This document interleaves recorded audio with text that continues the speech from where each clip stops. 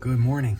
Proverbs 27 this morning, and we're looking at Proverbs 27 verses 5 and 6. So kind of like yesterday, we want to look at two verses back to back here because I think they give us a sense of both the giver in an exchange, a verbal exchange, and the recipient in a verbal exchange. And I think we have to, we're sometimes both. Throughout the course of our life, we are definitely going to be both. And so we need to see how we properly function in both those roles. So here we go. Proverbs 27, verse 5 and 6. Better is open rebuke than hidden love.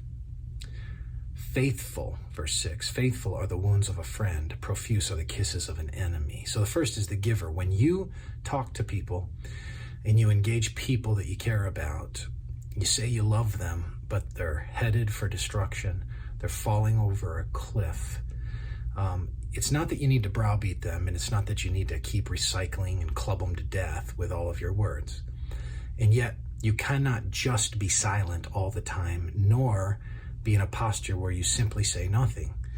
That is a kind of hidden love, it says here. I think a way that we can think about that in common parlance, the way we talk, is it's very akin to enablement, where we come alongside and give the felt sense of affection, but to the person's detriment and destruction as we affirm them all the way to destruction.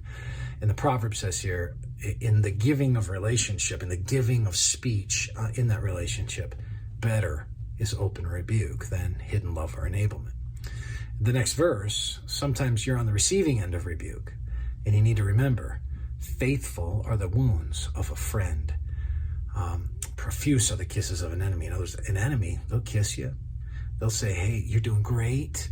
In fact, enablement becomes the action points of an enemy, not a friend, because you're helping somebody toward destruction and you're making them feel good about it as they go to destruction. Think how awful that is.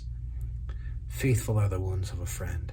Sometimes the best friends you have who really love you and think the most of you are most interested in what is in your best interest, even if what they have to say will not make you initially feel good but might prick you. You need to keep in mind who they are.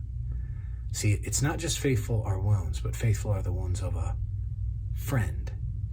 So my encouragement to you is consider the source, especially when it comes to wounds, and think about, does this person love me? Are they for me?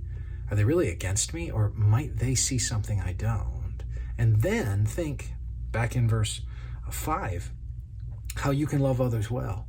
And loving others well will constitute at times being very honest with them. That's the best form of love. May the Lord bless you.